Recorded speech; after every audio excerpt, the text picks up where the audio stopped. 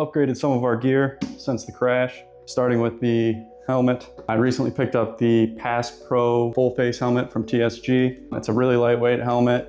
I haven't really had the chance to break it in, though I did drop it so that it won't drop me. Next thing I switched to were some actual riding boots. These are the Chrome Airs from Alpinestars. They're super comfortable, got really good ankle protection on both sides. These are a pretty solid upgrade, I'd say, from the shoes I was wearing. Next thing are these Elite knee pads / shin pads.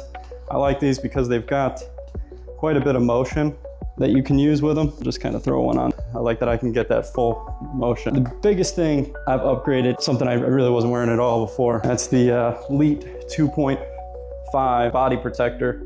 So here's what she looks like. This strap here is a kidney protector.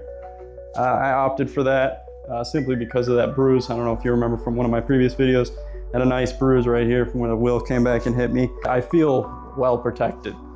Some stuff here needs to still be attached. Still got to tighten up these straps. I haven't really worn it out yet, but next time I prepare for jumping, I'll definitely be throwing this thing on.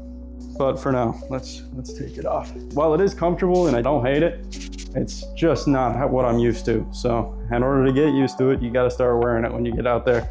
Did I wanna spend all this money on body protection? No, but I also don't wanna spend it at the ER, so it looks like it's gonna be one or the other. After watching a bunch of my older videos, when I had the original pads that came with the X-Way on here, I noticed that I wasn't so far back on the wheel. The pads must have been placed just a little bit more forward so that my legs were a little bit more forward most of the time. You know, you don't want your feet necessarily hanging off the pedals, but I kind of like my feet just kind of closer to the edge of the front of the pedal.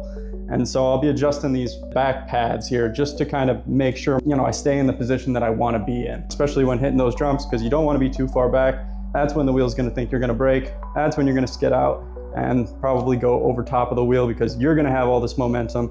The wheel is gonna think to brake, and then it's gonna run you over because it's, you know, not gonna brake fast enough and it's gonna tumble on top of you. That's what happened to me. I don't want it to happen to you guys. So I'm just trying to look at everything so that I can avoid this from happening again in the future. I'll also be pushing these pads out just a little bit, even if they are not exactly on this fairing plate.